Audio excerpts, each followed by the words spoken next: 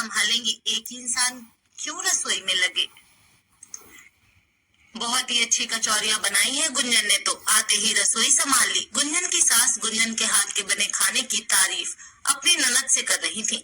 शादी के बाद पहली बार तुम्हारी बुआ सास रहने आ रही है, उनकी खातिरदारी में कोई कमी मत आने देना, आखिर वो इस घर की बेटी है। जी मम्मी, मैं ध्यान रखूंगी, गुंजन ने यह कहकर कमर कस ली। संयुक्त परिवार में पली बड़ी गुंजन किचन के काम में शुरू से कमजोर थी। उसे पढ़ाई लिखाई के साथ पेंटिंग बनाने का भी शौक था। जब से शादी होकर वह ससुराल आई थी, सबकी फरमाइशें पूरी करने की कोशिश करती थी। शुरू में उसे सब अच्छा लगता था, पर जब वह अकेली ही रसोई में लगी रहती तो उसे अखरने लगा। मायके में माँ और छोटी बहन भी बराबर से मदद करती थी।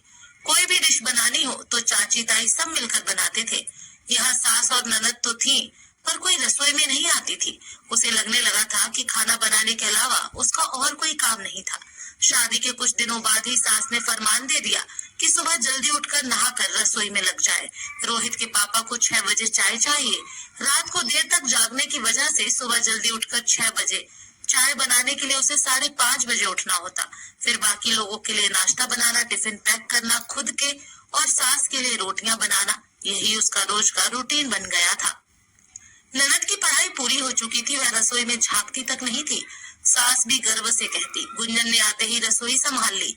शाम की चाय से लेकर सब्जी बनाने और रात के खाने तक, दही जमाने तक, हर छोटे बड़े काम के लिए सब उसे ही आवाज देते थे। सबका यही कहना था, तुम रसोई संभालो, बाकी हम देख लेंगे। गुंजन का पेंटिंग बनाना भी छूट गया था। अपने शौक को मरता देखकर गुंजन को छटपटाहट सी होती थी। उसे वक्त ही नहीं मिलता था। एक दिन सबने घर पर ही पारिवारिक मूवी देखने का प्लान बनाया।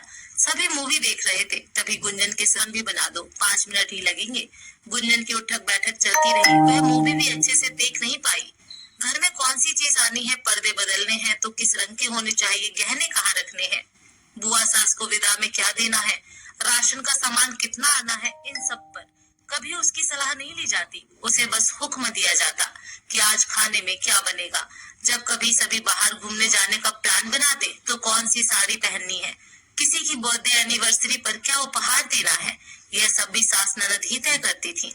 घर की सजावट हो या सामान की खरीदारी, उसकी कोई भागीदारी नहीं होती थी।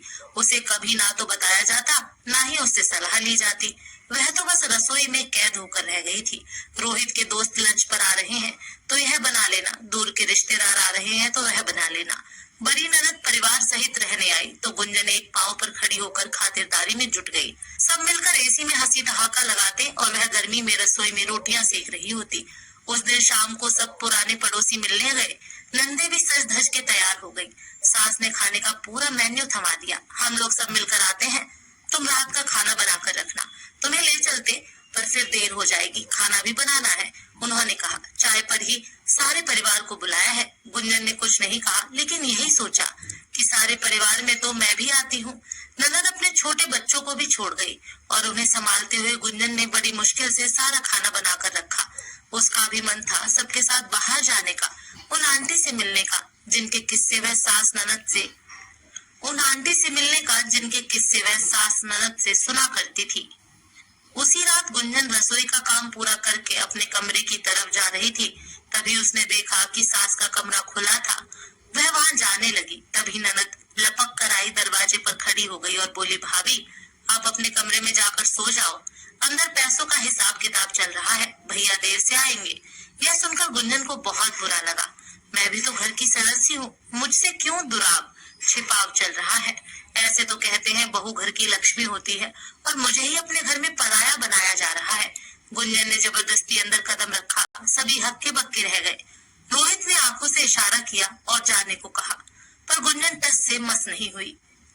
सास नंदों के मुंह बन गए। गुंजन तुम थक गई होगी, जाकर सो जाओ, यहाँ तुम्हारा कोई काम नहीं है, सारा परिवार यहाँ बैठा है तो मुझे भी यही सबके साथ बैठना है, गुंजन हक से बोली। गुंजन सुबह बड़ी दीदी जाएंगी, उनके ट्रेन के सफर के लिए तुम्हें खाना भी बनाना है। खाना खाना और बस खाना, क्या मुझे आप लोग सिर्फ खाना बनाने के लिए लाए हो? क्या मैं घर के बाकी मामले में नहीं बैठ सकती? दोनों दीदी बैठी हैं तो मैं यहाँ नहीं बैठ सकती। मैं भी इस घर की सदस्य हूँ, मुझसे अलग ये परिवार नहीं है। मैं भी अपना घर छोड़कर आई हूँ, बराबर सुख दुख की साझेदार हूँ। आखिर बहुओं को घर के आर्थिक मामलों में क्यों शामिल नहीं किया जाता? अगर रसोई की जिम्मेदारी दी जाती है तो बाकी जिम्मेदारियों से क्यों वंचित रखा जाता है? आपको बहू नहीं बावर्ची चाहिए जो बस आप लोगों के इशारे पर सुबह दोपहर रात खाना बनाती रहे।